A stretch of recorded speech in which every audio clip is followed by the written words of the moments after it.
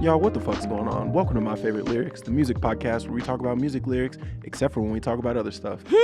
Today, we got an incredible guest. You might know her from her baking show, Nailed It, from Grand Crew, from her own podcast. She's got 2 different ones. I got 4. Jesus Christ. I know. I love talking. Welcome Nicole Byer to the show. Oh, hi, hello.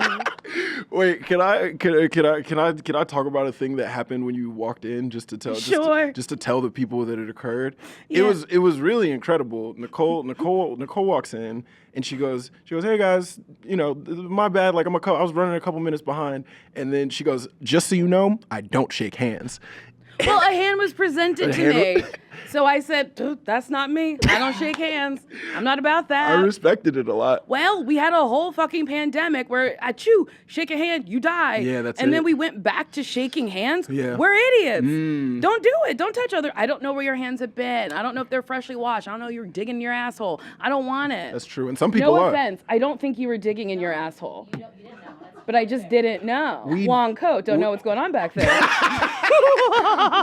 The long coat could be to cover up all the ass you had. You could all have that ass that you was putting in. Exactly. And you could be digging in your asshole. Assless jeans so you can get easy access to all that ass.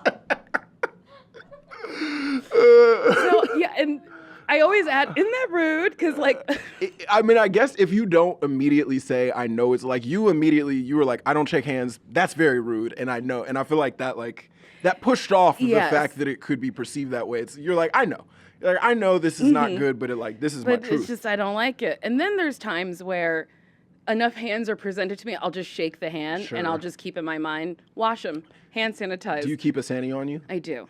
Because I touch my face a lot and I got fake. I don't want it. Wait, also to the nail point, This is fucking funny. This is 100% real thing that I said to Nicole off mic. But Nicole used to host a show called Nailed It that I admittedly did not see. It's fine. Which is, Who cares? I was just separately, when I was working at SNL, sometimes people be like, "What do you do?" I'd be like, "I work on SNL," and they'd be like, "I'm so sorry, I don't watch." And I'd be like, "Brother, I don't need you to There's so many things you can't There's watch. a million things to see. It is cares? all good that you did not. Who cares? I'm just a nigga that need a job. That's really all. I just like to be employed. And just like to be employed, be on television. Okay, that's nice. They give me checks to be on TV. I don't ask no further questions. No questions. But anyway, Nicole was the host of a show called Nailed It. And when Nicole's name would come up, I'd be like, "Oh, she works on Grand Crew." And she also I was like, Nicole's lit. She works on Grand Crew and she got that nail show. And they were like, "What?" And I was like, "Yeah, Nicole has isn't it a show where it's a competitive, they're seeing who can design the craziest nails and get their nails done." And they were like, "Brother, that's a show about cake." It's really funny. The show's always been about cake. And I was like, that's on me. It's just based on people going, "Nailed it," saying the words. Makes all the sense in the world to me. But it could be about nails. You understand it. Yeah. And you always got cool nails on. I do. I love designs. I'm in my early 90s bag right now. No, that's cool. Little bandana print. Yeah. Yeah, I like it. I'm repping for the Bloods. What? Can I say something? Uh-huh. My parents, I know a lot of people think their parents weren't cool. I know a lot of people are like, my parents were dorks. My parents really were not fly people. They didn't really listen to music. They listened to stuff that was on the radio. They had a lot of CDs, but they did not really introduce me to a lot of stuff. I knew my parents' favorite music, but it would mostly just be they would turn on the Oldies station on the radio and just be like, "That's a good song." My dad was a very classic. I feel like that's a lot of black parents. That's my life. I feel like a lot of people were like, "Oh, we were putting on these records and do you ever?" Yes, people are like that. That's not my experience. Okay, so we're maybe in a similar. My parents listened to oldies. Yes. I remember the only CD in the car was Michael Jackson's History, and then my mom. later, Mike. And then my mom listened to a lot of Kirk Franklin. Okay, well that's just a lot of gospel. Come on now. A lot of gospel. Come on, come on, stomp. Don't make me want to stomp. Also, really the only rap gospel guy that really got some. He was getting to the kids. You feel me? In a way. Come on, kids. Come on now. Let's stomp for Jesus. Okay. What's the beginning of that song where he's like, and the Lord said, you know when it's like, dun, Yes. no. You gotta play it. Dun. Oh, yeah, I guess I really do have all the. I would like to hear I have it. all the resources. Yeah, you've got the computer. Revolution.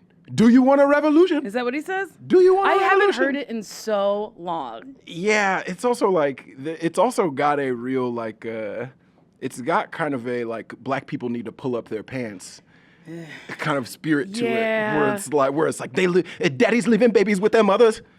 Why these niggas doing this shit that they doing? Like that is kind of the spirit to the beginning of that song. Yeah, but that's a lot of gospel. shit. Sure. Being like, we're the problem, and it's Yeah. like, no, maybe it's the society that we're in is the problem. Speak on it, and nobody ever wants to talk about that.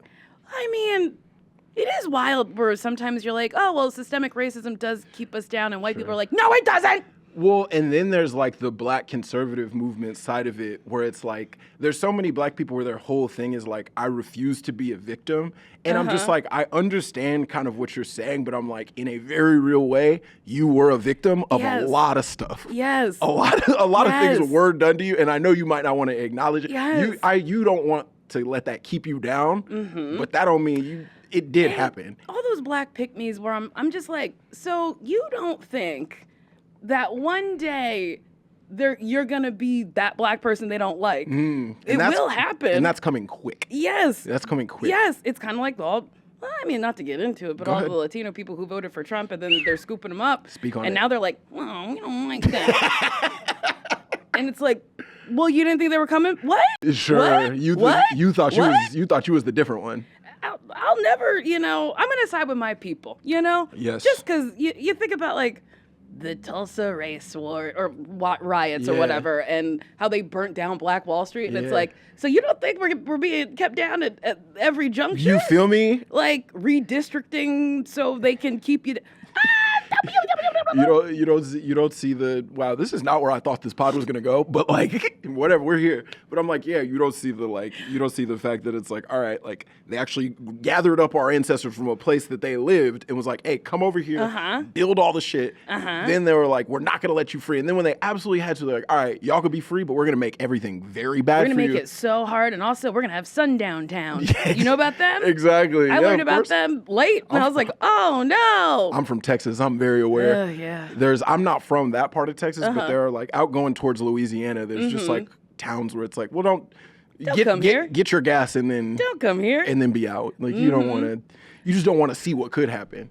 I remember I was on a road trip with it wasn't a road trip. We drove to Chicago every year because my parents acted like we were destitute, and they love to do that. They really do. It's black like we don't have a single penny to. He like wouldn't turn on the air. He'd turn on the vents, and hot air would blow at us. It was awful. He'd turn on the vents. Yes, and then it was in August, so hot air was just blowing at me. I'd be in the third row of this fucking minivan dying, struggling. But we went to this rest stop, and in the bathroom, it was like, black people get killed here. And I remember saying it to my dad, and he just laughed, and he said, well, we're not staying. And I was like, aha! But you kind of just have to laugh it off. Yeah. It's wild. And that's just what it is. Yeah, it's fun. You're just kind of like, all right, I guess I gotta go to school now. But don't worry, they'll stop teaching that in school soon. Yeah. So kids won't even have to know about it. They won't even know. Yeah, so I guess. Be like, I just don't like different people, and I don't know the history about it. I just don't like you. When certain types of guys walk into the grocery store, my parents run my blood boils. I don't know where it came from, but like I know that it's true. Do you remember that song? Take the shackles off my feet so I can dance. I just want to praise him. I just want to praise him. Oh my God, I love that song, Mary, Mary. We're not really doing that no more. See, no, we're not. Chance the Rapper tried to bring gospel. Like, you corny motherfucker, get out of here. Fuck you, Chance the Rapper, loving God and your wife. We not coming to your stadium tour. That's what they did. And now we've closed the door on gospel. The door. You know what I'm saying? And it's like, that's probably connected to everything that's going on right now. Why you think America's looking, because we locked God out the doors. Well, Chance, if you listening, come on, Chance. Bring Christ back. Take a chance on Christ. But it's weird because like conservatism, then conservative people are popular right now. So wouldn't you think gospel would make a comeback?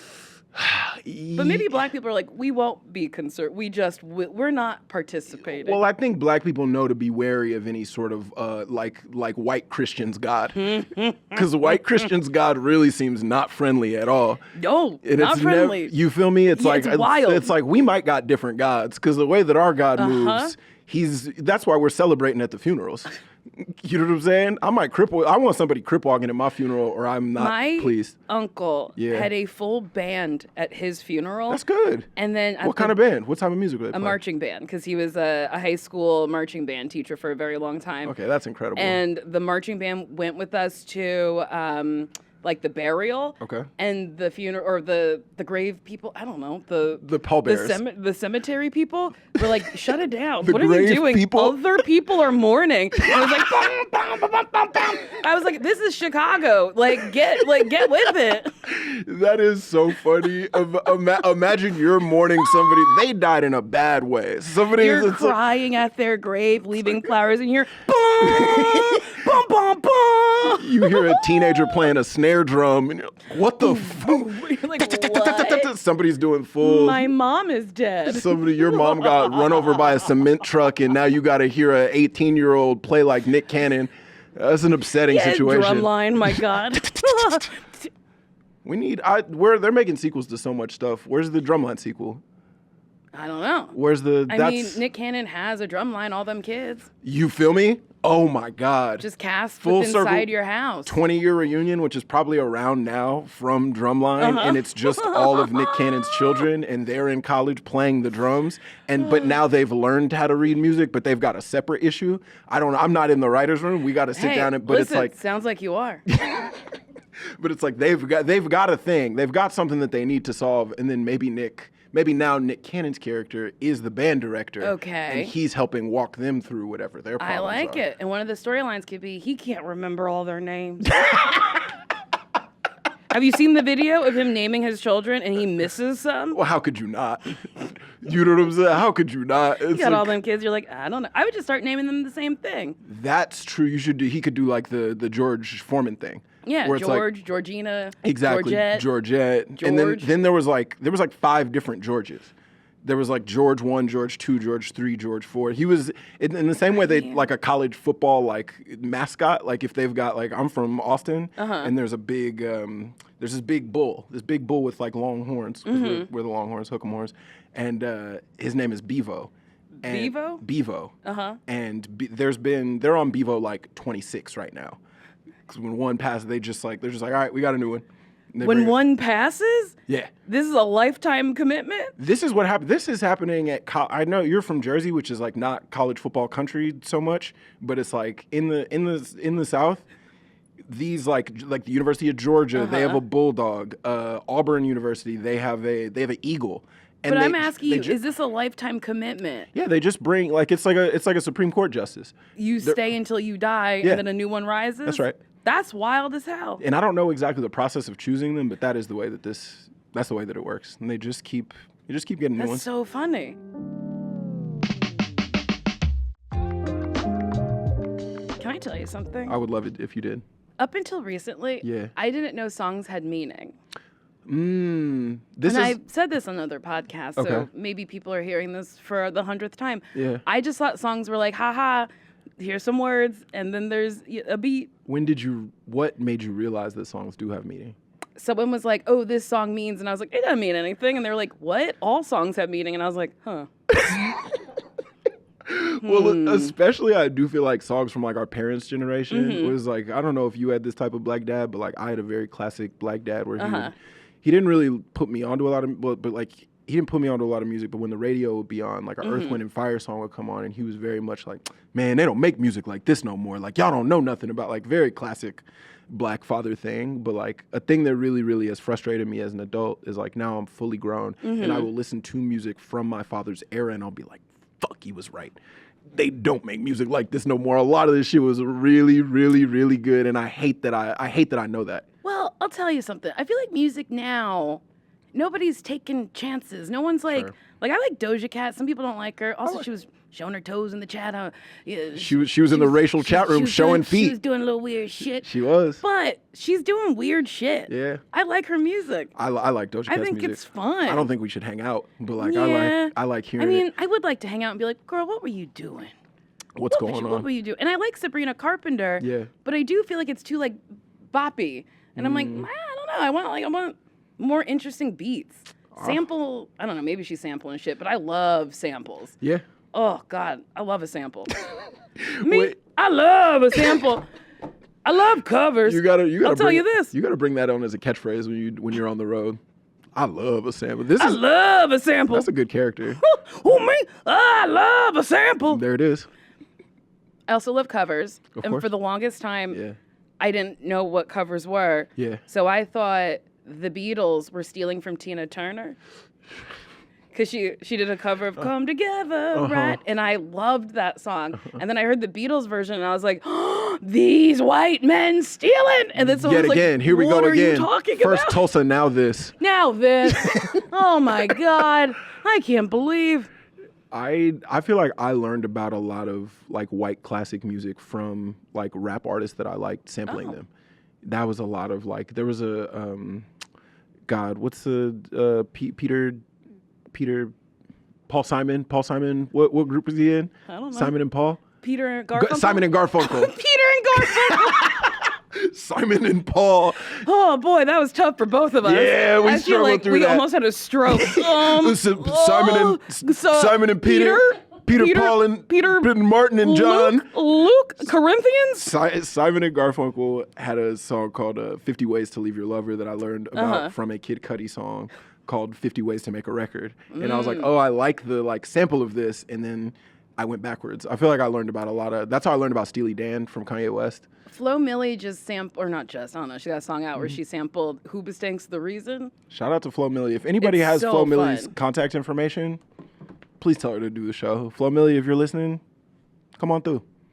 Come on through. We'd love to have you. Look at how much fun we've had today. We're having fun, Flo Milli. How many podcasts are going to talk about a Netflix baking show and also the Tulsa riots and also sundown towns all in the same thing? Probably not many. Well, Not many. Well, the people need to get their education. If they stop teaching in schools, they'll find it on this podcast. My favorite lyrics, come learn here. Come learn. We'll teach you something. I don't know if it'll be good. You'll learn something on here. It's good. We're having a nice time. Oh, we are. Nicole, can you tell us about young Nicole, young musical Nicole? What was she, who are your people kind of as a young girl in Jersey? Grew up loving Tina Turner. Of course. Loved. And there's like pictures of me with my little karaoke machine in my underwear, like singing. And I used to just sing Tina Turner. And I have a memory of McDonald's having one of her tapes in a Happy Meal, but I might be lying. I don't know. That feels plausible. Right? They were doing stuff in a way that I'm like, this is how I know I grew up in like trash culture, because in the way that my dad would be like, they don't make music like this no more. My like fucking trash suburban ass will be like, they don't make McDonald's toys like they used to. They don't. They really don't though. Where are the Fry Kids? They also, where are the Fry Kids? Where's the Hamburglar? Grimace actually is very prevalent now. Here's the thing. Okay, what do you have to say about They Grimace? brought Grimace back for his birthday. They did. We all celebrated. I had that milkshake. How was it? Really good. What flavor was it? I knows? simply couldn't tell you. Yeah, purple. But good. Yeah. And then we didn't celebrate it again? Birthdays happen every year. Not for Grimace. I guess not. And He also, went back into the vault. How come the Hamburglar never got celebrated? See, the Hamburger, that's how I know the Hamburglar black.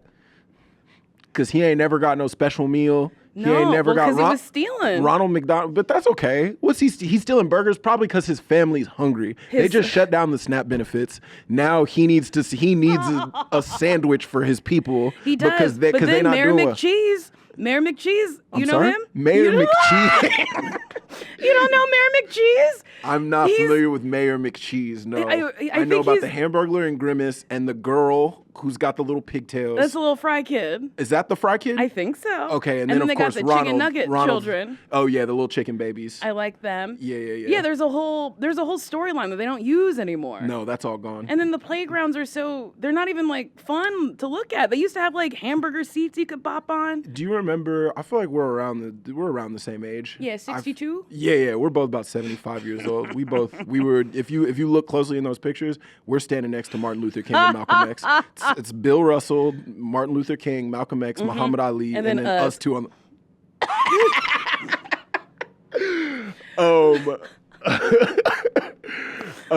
I feel like there was a time when I was a little kid in like the early aughts.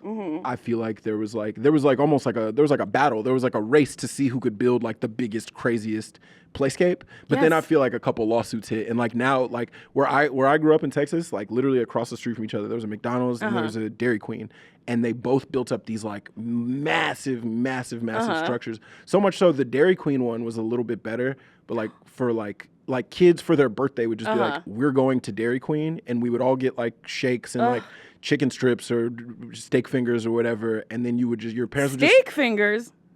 Is this like a country thing that what's a steak finger? Oh no.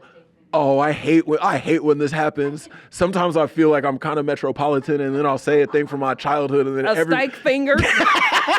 What's a steak finger? Country bitch. Like that's how I feel right now. Is it like a chicken finger but steak? Yeah, basically. It's just like it's like, and God knows what type of meat was in this. I mean, God knows what type of substances they were putting in this. Back in the day, it was probably steak. Now they're, making shit. No, I don't think that. Steak I went to public school in Texas. I don't think we were getting top quality. We were eating the rectangular pizzas and the box so milk. was I. So it's like I don't think they was really worried about that's so funny. Our nutritional health. Everyone's getting steak fingers. That's a steak finger. Hold on, literally, I just Googled it, and the thing popped up that said steak fingers Dairy Queen. That's one of the first. Can you show it to me? Yeah, steak finger country basket.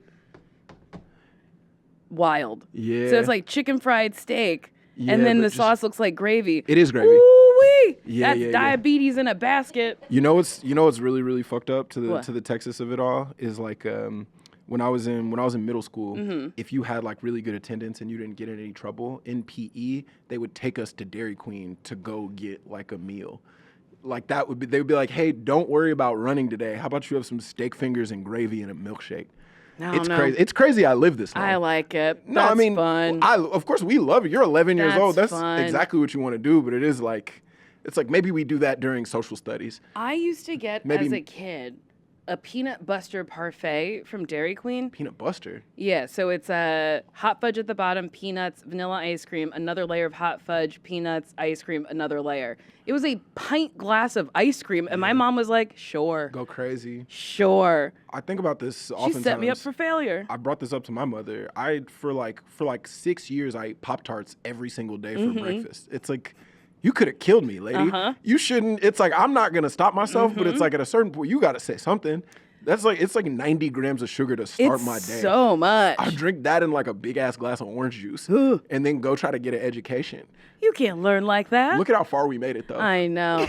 I used to eat a box of mashed potatoes after school every day when my mother wasn't home. Oh, she didn't know about this. She did. She did the grocery shopping. Oh, We're constantly out of potatoes. Who's eating them? Who done it? Did you She should have asked. Did you have siblings? I had a sister, but she was thin. So it was very clear as to who was eating the potatoes. Getting rid of them, sure. Oh my God. It is wild that, like, I feel like back in the day, parents were like, I don't know, whatever you want. I was a vegetarian for a summer. I ate strawberry milkshakes and French fries. Right. For a whole summer. But no meat for you, though. No meat. I was healthy. What? Yeah, it was really kind of the Wild West. Truly. Yeah. Anyway, young Nicole. Young Nicole. In loved Jersey, Tina listening to Tina Turner. I loved Michael Jackson. How could you not? Loved Cher. Still love Cher. Still love Tina. Like, can you tell me what your favorite era of Mike was? I like to know this about people. I mean, Thriller's iconic. Of course. What's the song where he's dancing and the squares light up? Is Billie that Billie Jean? That's Billie Jean. I do like Billie Jean. Of course. That's a crazy song, though. That's about fucking a lady and then being like, that's not my kid. It seems that way. But it's not? I heard it was something about I mean, it's like, hold on, I can find this out, but Smooth Criminal's good. I don't. I mean, God knows, you know, it wasn't about Mike. You know what I'm saying? Mm-hmm. But it is. I guess it is a character about a guy being like, yeah, like just so you know, That's not mine. he don't. That is the original. That's not my baby. That baby don't look like me. He said, Maury, that baby not mine. He said, you pregnant? What the fuck that got to do with me? Then he moonwalked away from the scene. Okay, Jackson said that Billie Jean was based on groupies that he and his brother encountered while they performed as the Jackson 5. Mm-hmm. He said they would hang around backstage doors, and any band that would come to town, they would have a relationship with. Oh, it seems like one of his brothers had, he was like, I mean, because the Jackson 5 was going so crazy. Mm-hmm. I'm sure Michael wasn't, but like a child. I bet you the older, but Tito, Jermaine, that whole squad, I'm sure they was knocking girls down in a lot of different cities. And then, of course, naturally, and Michael was like, I'll make a song about my brothers fucking. Literally. Yeah, I feel inspired. Yes, he was like, I didn't do it, but. Remember when he hung a baby over the balcony? Yes, I do. How could I forget? That's funny. Well, it was tough because it was like, I feel like as a kid, I only really got crazy. Like it was already off the rails by the time that like my brain had turned on. Yeah. I think even around the time I was born, I think he had already started having some troubles. In the 90s is when the troubles when the troubles began. Started. And then he had the vitiligo and then was like, I'll get all of me one color. Yeah, then he was completely white. Why am I doing this voice? That's how he talks. But like, why am I doing it? The spirit caught you. He caught me. Ew. But I do wish I could have been like a little bit older so I could have caught like 80s Mike when it was like really going I nuts. wish I could go to concerts back in the day. Same. Back when they were 62 cents and people danced. Yeah. Like, I wish everyone just put their fucking phones away. You're recording it for who? You are never going to, you're not going to look at it one more time. Well, you know what they're really recording it so they can post it on their Instagram story. I guess, but like, here's what I do. I do 1 or 2 stories. Yeah. And then I put my fucking phone away. I wish I was that good.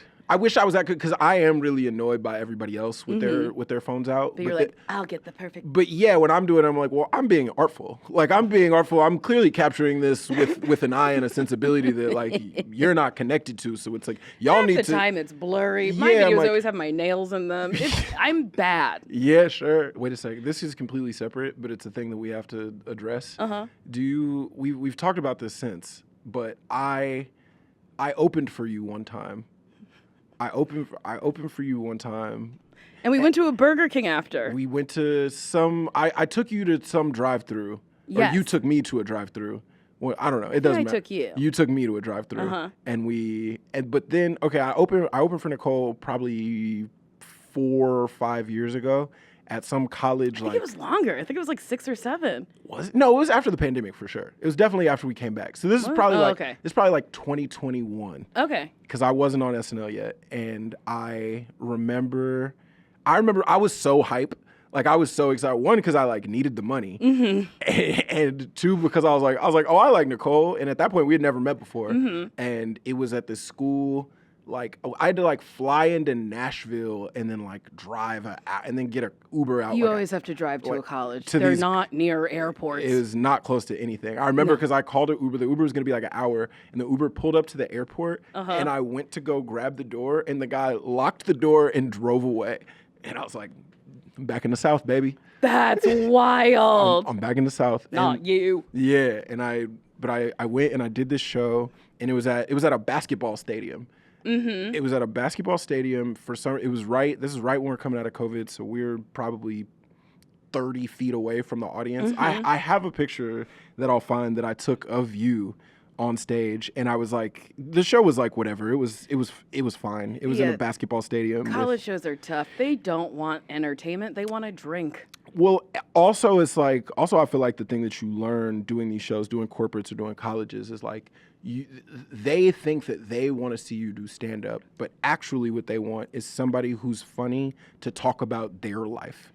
Correct. That is what I've learned doing these types of shows. And you have to do them because they pay so well, so you like really can't not do them. But like if you go up there and just do straight stand, especially if you literally just pick up the school newspaper the day of the show and talk about it, they'll lose their minds. Literally, I did some college in like Illinois, and I remember like it was going fine. You know, it's also like I don't know if you ever feel this way, but it's like I'm now in my 30s, and it's like sometimes you're talking to children. I did Northwestern University, and I was like, man, y'all kids look young. I was like, what years were y'all born in? And one kid goes, 2007.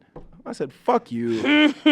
Fuck you. Don't say shit like that to me. Boy, that's nuts. That's mean of you almost. 2007. That's a year that I got real memories for. That can't be. My God. That can't be when you were an infant. But like I was doing the show, and I remember it was like going fine. And I was like, you know what? But like, at least we're like at, you know, whatever university. And I was like, go, whatever their mascot was like, go Wildcats. And they're going crazy. And then for the rest of the show, just like every like 5-6 minutes, I'd be like, go Wildcats. And I was like, that's what y'all want. I was like, y'all want me to talk about the ice cream place that y'all go to and things like, y'all want me to talk about the shit that y'all know.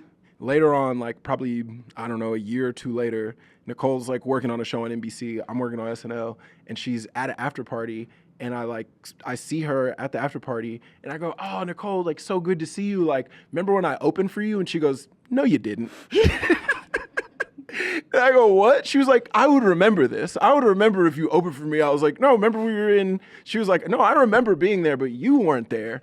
And then I showed you the picture, and you go, oh yeah, I guess you were. And you were like, remember we got Burger King? And I was like, no, we didn't. I've never had Burger King my whole life.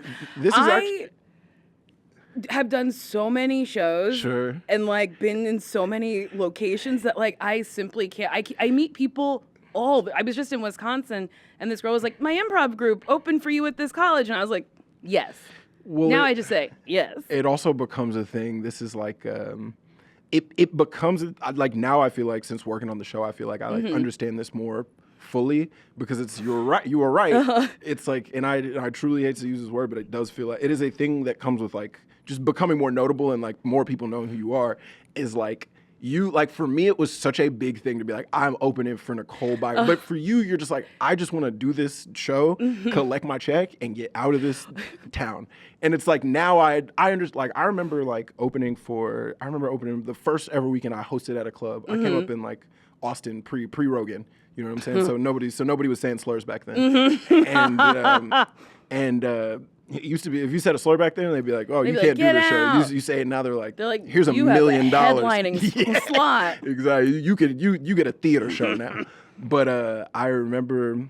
It was my first headlining weekend at Cap City at the old Cap in the strip mall. In the strip mall, yeah. Yes, so it's like where I started, and I was opening for this dude, and I remember in my head I was like, man, I'm gonna do all my best stuff. He's gonna watch it, he's gonna see me, and then I'm gonna start opening for him on the road. And I remember by the end, I was trying to be friends with him so bad. By the end of the weekend, I could tell this guy was like, I hate you, and I don't want you around anymore. And that is like now in hindsight, as a person who headlines, you're like, that's the worst possible opener that you could ever have in the world. It really is. And that's because all I ever want, especially if I'm doing weekends back to back. All I want before I could, afford to take somebody with me is somebody who is chill, who is funny, and can be quiet in the green room. That's right. You ever do these clubs where what's the one club in Bloomington in Indiana where the guy is the manager of the club, his office is also the green room with you. He has a computer. He has a desktop computer set up in the green room, and then he wants to talk to you about stuff the whole time. I'll tell you this, very nice man. I'd love to go back. Great crowds. Would love to go back. Very good club. But when I was like getting paid, he's like, "Do you want the check or do you want me to send it?" And he's like, "'Cause you're not famous like other comedians." So do you want to just take the check? And I was like, hey, whatever's easiest for you. Sure. I mean, thank you. Okay. Yeah, sure. I just did it. People like to, no offense, especially men really like to put me in my place a lot. Sure, I can imagine. When I used to do meet and greets, men would always go, hey, you're really good. You got to keep going. And I was like, oh, wow. Until this Thursday night, I was going to quit comedy. But you said I should keep going? If it wasn't for you, Jeff, who knows? Who knows where I'd be? Thank you so much for wild. Now that I got your stamp of approval. I'm going to keep going. I'll go. I'm going to continue to do the rest of my dates this year. Crazy. I was going to kill myself. Now I guess I won't. Nicole, you want to talk about some music lyrics? Let's talk about music lyrics.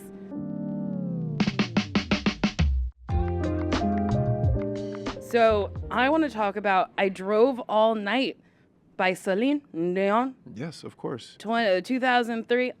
First of all, Yeah. love Celine Dion. Such a powerful voice. Saw her in Vegas. She's fucking incredible. My God. This song is nutty as fuck. Sure. It's so goofy. So the chorus, I drove all night to get to you. Is that all right? That's nice. Checking in. Yeah. It's like, you concerned? I drove all night. Mm-hmm. I drove all night, crept in your room. Uh-oh, Celine. Hey. Why you do that? I didn't ask you to be here. Why did you creep in my... Did you... Through the window? Through the Yeah, door? where you at? What? Woke you from your sleep to make love to you. Ah! Well, Celine. Hey. Creeping. Hey, don't and do- waking me up. That's not how I want to wake To up. fuck, I'm resting. Yeah. You woke me up to work. Also, I didn't know you were here. Yeah, also, you didn't ask before we... What? Yeah. And then, is that all right? I drove all night. It is like... Imagine. That really is like the worst man's logic that Yes. you've ever... It's like, that's a man who they make a documentary about. Absolutely. Where he's just like, nah, I get to do this. I drove for a all night. long time. Is that all right? I woke you up because I drove all night. My bad that I broke your window, but I drove all night. It's like a man being like, aren't we gonna fuck? I bought you steak. I bought you steak fingers. So you gonna eat all the oysters, you not gonna let me hit? You gonna eat, remember that woman who ate like 38 Yes, oysters? yes. And honestly, bravo. Oh, of course. I love her because the right man will go, ooh, damn. Yeah. She took him down. What else can she take down? I'm not that type of man, I'll tell you that. I'll tell you that. You said the right type of man, I'm the wrong type of man. Really? That was too many oysters. that was too many oysters. If you want Oysters are little. If you want to, here's what I'll say though. If you want to get a dozen, I hate that I'm even involved in this discourse now. But like, if you want to get, because now I'm involved in like Sure. who pays for date. Like I didn't want to be over here, but here we found ourselves. If we go on a date, 12 oysters, absolutely. Honestly, once you order that second order, I'm kind of like, is this your favorite food? Because it's like if you have 12 of anything, you should be in a good spot, no matter what it is. No matter if you have, unless it's like a Skittle. If you have 12, or like popcorn. If you have 12 of anything. Unless it's a Skittle or a popcorn. Or a popcorn. I've had 12 popcorns. Yeah, 12 popcorns. It's like you could have 30 if you want, but it's like, to me, if you're eating more than 12 of anything, if I order a steak and then I eat the whole steak and then I'm like, hey, bring out 2 more steaks, you're looking at me like a nutcase. No, I'm like, ooh, he a hungry boy. Because here's the thing, if I want more, I'm getting more. I went to this restaurant, where was I? St. Louis. And I got a little apple tart and it came with ice cream. Not enough. That sounds delicious. Not enough. Dessert feels different. So I said, we need more ice cream. And he said, well, all right. Okay, but see, here's what I'll say about that. Is like, that feels like, in that situation, the ice cream is like the sauce. The ice cream is the sauce, so it's like, that's basically like getting French fries. You know, sometimes they give you that little tiny cup of aioli. So you could order more aioli? Yes, you can absolutely. That's a whole separate. That's separate? Because they be skimping on the sauce, so I actually Maybe really they be understand skimping on the oysters. Maybe they were little ass oysters. Not if there's 12 of them. Not if there's 12 of them, they did not skimp. I am a firm believer in order exactly what you want, eat exactly what you want. And if you ask me out on a date, that's on you. If your bag's light, don't take me out on a date. It's less about, hey, I got a job. If we're at dinner, I got enough to cover whatever it is. It's less about financially, and it more is just about who is this individual. And I'm interested. Are you of the sea? Are you an animal? That's what I'm saying. Like I'm interested. It's just kind of, how did we land here? I don't know. I'm into it. I love it. And that's bold. Sure. Bold to order 36 oysters. It's nothing if not bold. I love it. I'm not going to correct you there. It is a statement. It is. And she's a strong, independent woman who loves oysters. God bless her. But anyway, I'm sorry. Back to I Drove All Night. And after the chorus, Yeah. it goes into, what in the world keeps us from falling apart? Well. I think you fell apart. You had to drive all night and wake this person up. Sure. No matter where I go, I hear the beating of our one heart. Who, bitch, you obsessed. This is very much the vibes of that woman who wore a diaper and drove cross country to go find that man. You like dedication. I admire her. Sure. You gonna slap on a Depends? Yeah. They don't even hold all that much. Probably not. She probably ate light that day. And she was like, I forget. She drove from like Texas to Florida. I love that for or something her. like that. Which I love that. Two of the states, as a Texan, I'll say, those are two of the states where I'd imagine this type of stuff happens. Celine Dion's Canadian, correct? Yes, I believe so. Oh, but I think she's French-Canadian. Oh, Montreal. Oui. Oui. Merci beaucoup. See, I don't know what's going on up there. I can't speak to what's happening in I can't speak to what's happening up there in Canada. I mean, clearly this. I mean, it's pretty wild. Can I tell you something? What? I had somebody pop into my room at night in college. Are you okay? Is this something you want to talk about on camera? Sure. I mean, I'm a lot. No, not like that. Oh. Not like that. I wasn't like preyed upon. It wasn't. I was just making sure. No, it was no. I was like, I didn't want it to get dark by accident. No, Michael Jackson. Okay. It's not like.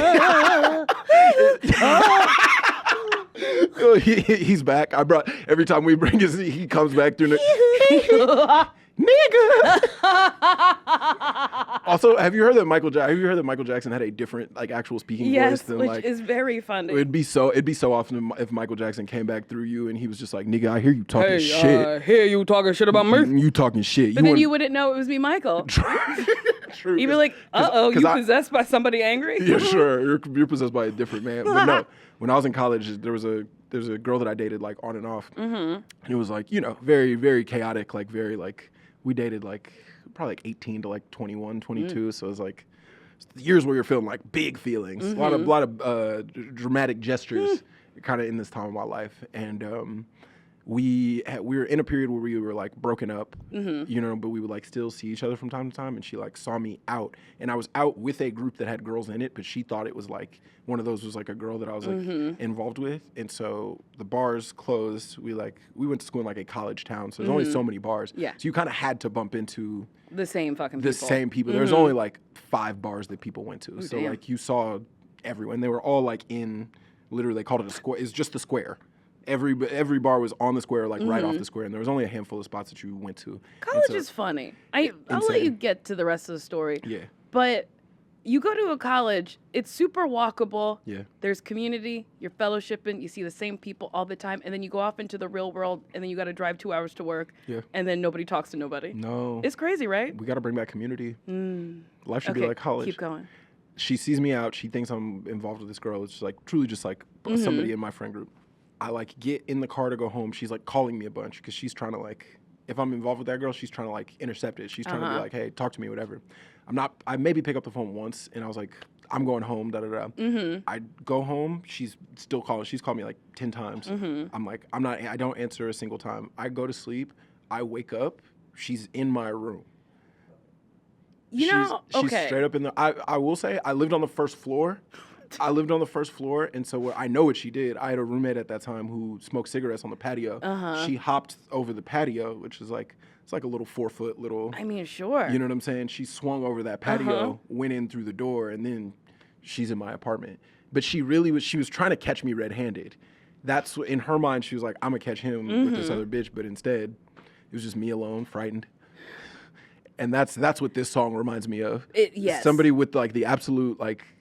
In their heart, they're like, "This is a pure thing that I am doing." It wasn't a pure thing. She knew it wasn't a pure thing. She was trying to catch you riding dirty. But what do you think that's what it is in this song? No. What do you think is in her mind and in her heart? I think in this song, this is a woman who. Okay. Go ahead. She met a man. Yeah. She was like, "I love you so much," and he was like, "Uh-oh.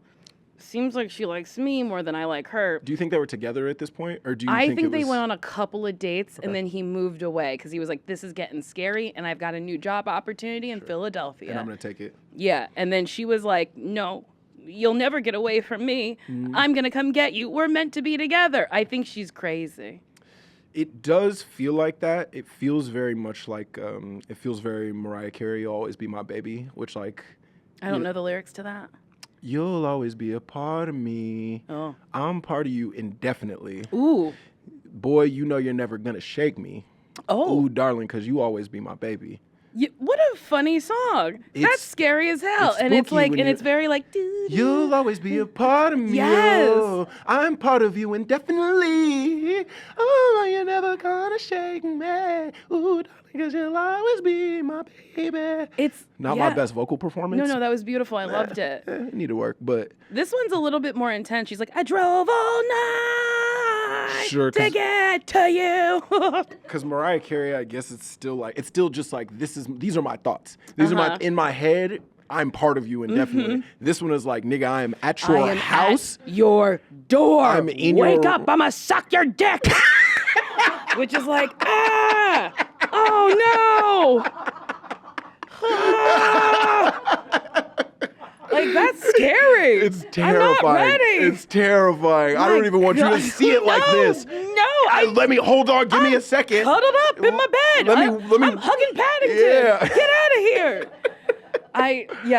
It's one of my favorite songs, but it's crazy. Incredible. Have you ever, I know you're in a happy relationship right now, in your earlier dating years, do you have any crazy in you? Or does it relate to you on that level? Or is this just like it'd be crazy if somebody did this? Yeah, I'm insane. I'm not going to do all this. Sure. But I did date men who actively did not like me. And I was like, I'll change them. Yeah. They'll like me and I'll win them over. Of course. I watched anime for somebody. I don't give a shit about anime. He had you like that, huh? I learned about My Hero Academia. Yeah, that's part of it. I didn't... I watched several fucking, you just do things that are like, none of this is crazy. Yeah. But I did tell my boyfriend, I was like, I'm not a chill person. And he was like, I know. Yeah, he's found out by now. Yeah, I'm a weirdo. Last night I was pretending to be a seal. Yeah. For no good reason. Yeah, how did that come up? We were watching a video of seals, and I was like, I could be a better seal. And I got on the floor and went, oh. And then I got mad at him because he didn't tell me I was a good seal. Yeah, that's a big part of being a boyfriend. That's crazy. It's a big part of being a boyfriend. Yeah, just being like, you did good. Yeah. And he was like, well, I didn't know that you needed that. And I was like, I always need that. If I do something weird, you have to tell me I'm a good at whatever I'm doing. Yeah, that is a really big part of it. They don't tell you that before. No. But you learn. You gotta. Just tell me I'm good at it. I once got mad at him because I asked him if I turned it into a spoon, what would he do? And he didn't have a good answer. Yeah, one time my girl asked me if I would still love her if she was white. What did you say? I had some follow-up questions. Here's the thing. Why do you always have follow-up questions? I had some follow-up questions because I was like, okay, what type of white woman would you be? You feel me? Like, are you still, like, do you have all the exact same traits and characteristics? Like, you know what I'm saying? What were her answers? You still now I'm curious. Like, do you still have a black woman's body? Do you still have a black woman's body, and but just on a white girl's frame? And she was like, yes. And I said, well, I'm listening. I said, I'm listening. I said, I'm listening. Then I was like, okay, what sort of interests do you have? You know what I'm saying? It's like, are you exactly the same? I'm like, I was like,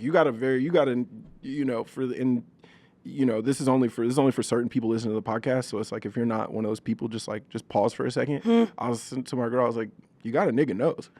You got a nigga shaped nose. So it's like, that's not, if you're a white person, you don't have that type of, you don't have that type of nose structure. So it's like, where are we going with that? Where are you at musically? You know what I'm saying? Where are you at musically? What type of, and it's like, can you dance? That's a big part as a person who used to no more white girlfriends for me. Sure. Just going leaving forward, that behind. I just, you know what I'm saying? I saw what that life looked like, and it's just, I don't want to see it anymore. You feel me? But truly, and there's a lot of deep stuff that goes into that. So it sounds like she really dug up trauma for you. Maybe. Memories, trauma. Was the lady in the room, was she white? Who? The lady who came into your room? Oh, yes. That was white. That was a white girlfriend. That was when I was young. You're still dipping in the snow? Dipping in the milk.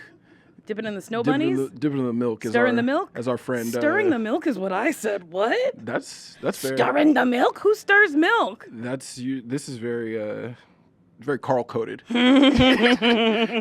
that is his. Carl introduces milk to me as a phrase, and now I feel like it's. I mean, Carl knows everybody, so it's like he's the fucking mayor. He truly everywhere he goes, he knows everyone. He's by like the second week of Grand Cru, like he and like one of the grips were having an in-depth conversation about some sports team. Yes, and I love that about him. He's so, and it's not like put on. He's a deeply friendly, nice person. He's just like that. I love him so much. Just working, we shared an office at SNL. And that must have been fucking fun. It was a very good time, and like I knew him a little bit, but now I feel like we're like real friends. And it's like, I would go to like the nearby bars that I'd like been at a bunch of times before, but it was like then when I started going with him, it really felt like being with like the mayor. Yes. Where it's just like, oh, you know the bar backs and the guys who work in the kitchen and the dude and the lady who works at the stand and all the bartenders. And everyone's so happy to see him. And he'd be like all the crew guys, all the guys who like do like the camera work and the lights and stuff like that, they'd be in there getting hammered after work and they'd be like, Carl's here! We got to get out of here soon, but we're going to bring up a voicemail from one of our listeners. So grab those headphones. Hey, what's up, Devon? This is CB in Brooklyn. And I just want to echo your sentiments about Future being one of the most influential artists of our lifetime. I like to tell people Future is Bobby Womack for millennials. Whoa. Bobby Womack had this song, I Wish You Didn't Trust Me So Much, that was all about how it's his buddy's fault that he fucked his homie's girl. And Future is on the same shit. And I just want to bring up Throwaway, which is one of the most emotional, but also future-y-ass Future songs ever. It's off of his Monster mixtape that came out after he and Sierra broke off their engagement. And Crazy, this man said, the sexing on the late night mean that much to you. My love don't mean that much to you. Fucking these hoes mean too damn much to you. I just hope when you fucking on that nigga when you finished, he can say that he love you. Now, do you feel better about yourself? Do you feel better by yourself? Did you feel better when I left? This is about Sierra and Russell fucking Wilson, and it is wild, absolutely wild. And I would love to know how Russ feels about this song, because it's crazy. But yeah, Future, Mount Rushmore of musical artists of the last, decade or so. True. All right, appreciate it, bro. Yes, sir. I do love when a song is about somebody in pop culture that like you absolutely know about. Yeah. Like doesn't Alanis Morissette have like a song about that man from Full House? I don't know about this. I believe you. I think Uncle Danny? No. Danny Tanner? No. Uncle Steve? Bob Saget? No. The guy with the hair? Uncle Jesse? No, the other one. That's all of them. There's the only goofy 3. One. Dave Coulier. Yes, I think she's a song. I know his name. I don't even watch that show. Oh, Dave Coulier. What the fuck? Because sometimes you're filled with knowledge you never fucking knew about. But just apparently kinda she's got a funny. song about him. Huh. And like heartbreak from that man, that goofy motherfucker. That's goofy. Oh, yeah. Goofy boys stay winning. And they really do. I will say that. Really do. Speaking of Russell Wilson, has a whole ass family with this woman. But it's also like this is Russell Wilson and Future. I feel like that situation is like the classic. That meme where it's like the nerd when he's in high school and he's like after this girl and he's like, why do they always go after the thugs? And it's like a dude who's like has his pants sagging and like has all this money, and then when he gets older, he's like a nerd. He's got. Is this a video? What is this meme? It's a meme. And like then a picture? And then yes, it's a picture of this like nerdy black dude. And then when he's a nerd and she doesn't fuck with him, and then like you guys showed that to me. 15 years later, some people who are listening, they know exactly what I'm talking about. But when it's later, then she has a kid by the money guy, by the guy who had money when they were younger, and she's trying to fingies and type it. Show it to me. I'm trying to describe it to the people at home. Oh yes. I'm trying to describe it for the people. Hold on.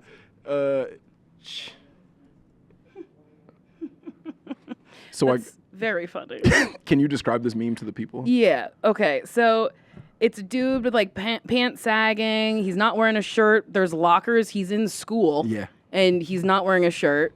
Crazy. And there's a lady who's hot. She got a tiny little waist. She's like, don't worry, baby. He's just a nerd. And then there's Steve Urkel, who's like, why do they always pick thugs? And then it says years later. And then it says, hey, baby, remember me? It's the lady. She's pregnant.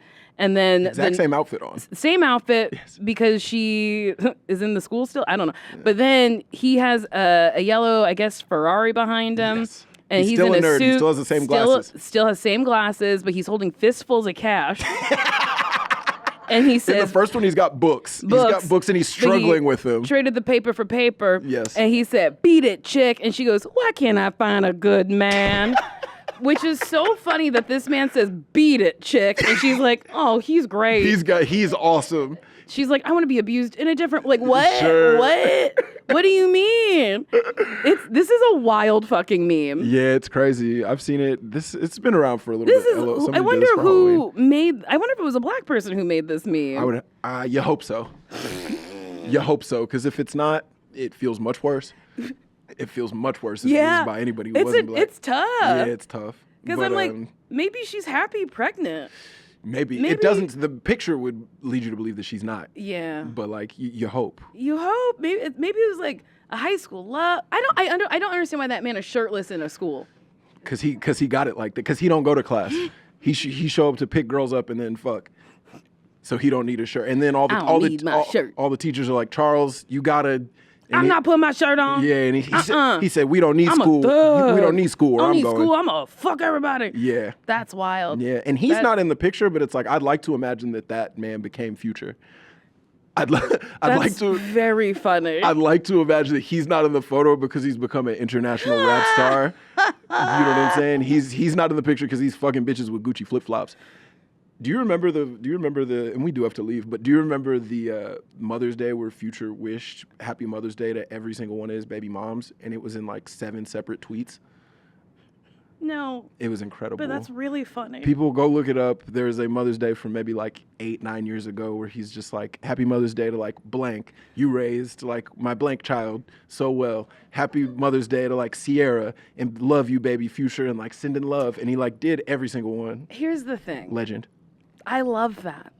I love that he's acknowledging the reality of the situation. I got 9 different baby moms. But y'all doing a good job. You're doing a good job. Mm-hmm. I'm paying child support for all of these children. I do believe he is. I think he is. I do. He got the money. I think he's a bad guy, but I think in the best guy way possible.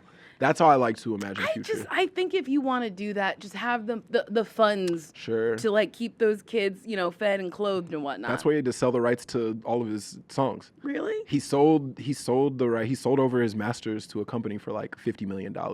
Oh. Probably because he got. Well, now I'm disappointed in Future. Well, let's make some smart investments so that grows and you could take care of your children. You would hope. Don't sell your masters. He did. Then I'll have to be like Taylor Swift and get them back. Hopefully. And then re-release them and say, buy them again for me. Maybe he flips that 50 and he turns it into 100. I hope so. You hope. Anyway. This has been a great episode. Nicole, hey. Do you have anything you want to say to the people? When will this come out? Oh wait, say to the people, hey. Remember when there was like this is to the people, not for you. Sure. No, I guess you could listen. Okay, remember when there was like TV shows where they had a very special episode and they taught you how to act nice to people? We don't have that anymore. So I'm here to tell you, just act nice to people. Don't do shit unless you want it done to you. I think we all need to start being nicer to one another. That's very real. I know it's corny as fuck, but like people aren't nice. There's a truth. There's an empathy that we lack. I feel like. Yes. I feel like we are like not looking at the humanity in other people. Yeah, and I'm like, was it the pandemic? Everyone's fucking different after the pandemic. It's fucked up. You'd think staying inside, people would be like, huh, I'm a piece of shit. I should change. And nobody did that. No, they said, I'm a piece of shit. I'm gonna be shittier. Yeah. They just learned how to make sourdough and get drunk. And that's what they were up to. Be nice. That's what I want to say to the people. Be nice. I don't know what the future holds for me. Okay. So listen to my podcasts. Listen to one of Nicole's podcasts. No, all of them, please. Listen to all 4 of Nicole. I knew you had 2. I did not know you had 4. Please. God bless you. 90 Day Bae, Best Friends, Newcomers, which is on hiatus, and then Why Won't You Date Me? Go listen. You were I got on an it. episode of Why Won't You Date Me? It was very fun. We had a good time. And I thought I was taller than you, or as tall as you, until I looked at the picture we took, and I was like, boy, you're really tall. Not even close. I don't have good depth perception. No, I'm also small from sitting down because it's like I got a small upper Yeah. body. It's all my height's all in my legs. Because, like, we look like we're almost the same height sitting, right? We do. We And do. it's because I got a fat ass. that's propping you up. My mom was not 6'1", she was 5'1", but when she sat, she was somehow taller than so many people. God bless. She had a huge fucking ass. Big old badonka-donk, but she dead now, so. Yo, Nicole Byer, everybody. Appreciate y'all listening. We'll see y'all next time. Thanks. My Favorite Lyrics is a production by Disco Nap. If you guys like what you hear, leave a review and tell a homie about the show. And make sure to follow us at My Favorite Lyrics Pod on all social platforms, except for Twitter. We offer that. You can learn more about this week's guest and the My Favorite Lyrics team by checking out the show's notes. And thank you to the guys that made this show happen. Executive producer Lauren Mandel, associate producer Carmen Kerrigan, our editor Nicole Lyons, Oscar Alva, who engineered the episode. And yeah, appreciate y'all. We'll catch you next week.